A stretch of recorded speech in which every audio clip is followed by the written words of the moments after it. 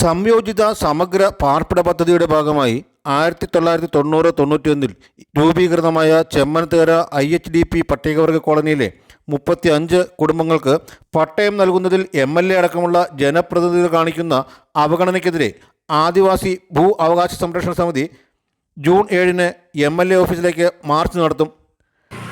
211 ദിവസം കൊണ്ട് നടക്കുന്ന IHDP കോളനിയുടെ പട്ടയ കൊടുക്കാത്തവർ സംബന്ധിച്ചിടത്തുന്ന 25/3 നടത്തിയ താലൂക്ക് ഓഫീസ് ഉത്തരവിന് ശേഷം ഒരു പേപ്പറുകളും നീക്കാത്തൊരവസ്ഥയിലാണ് ഇന്ന് ഈ പറയുന്ന ജൂൺ 7-ാം തീയതി MLA ഓഫീസിലേക്ക് മാർച്ച് നടത്തുവാനായിട്ട് സമരസമിതി തീരുമാനിച്ചത്.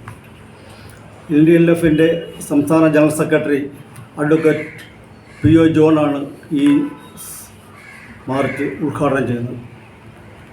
പട്ടയം ലഭിക്കാത്തതിൽ പ്രതിഷേധിച്ച് കോളനിയിലെ നിവാസികളും മറ്റും ചേർന്ന് ആദിവാസി ഭൂ അവകാശ സംരക്ഷണ സമിതിക്ക് രൂപം നൽകി വൈക്കം താലൂക്ക് ഓഫീസിന് മുന്നിൽ അനിശ്ചിതകാല സത്യാഗ്രഹം ആരംഭിച്ച് 7 മാസം പിന്നിട്ടിട്ടും ബന്ധപ്പെട്ട അധികാരികൾ യാതൊരു നടപടിയും സ്വീകരിച്ചില്ലെന്നും മാർച്ച് 2-ാം വാരത്തിൽ സമരസമിതിയെ ചർച്ചയ്ക്ക് വിളിച്ച് മാർച്ച് അവസാനം പട്ടയം നൽകുമെന്ന് അധികൃതർ പറഞ്ഞുവെന്നും സമരസമിതി നേതാക്കൾ പറഞ്ഞു.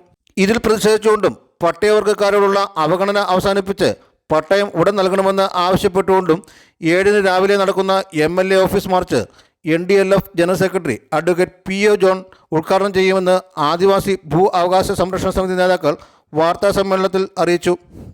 മാർച്ച് 31-നകം ഞാൻ പട്ടയം നൽകിയിരിക്കും.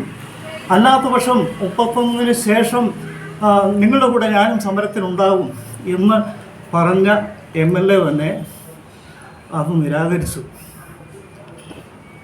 അപ്പോൾ ഇതിൽ പ്രതിഷേധിച്ചുകൊണ്ടും ഈ ചെമ്മനത്തേര IHDPയുടെ ഭൂമിയുടെ പട്ടയം ഉടൻ നൽകണമെന്നും ആവശ്യപ്പെട്ടുകൊണ്ട്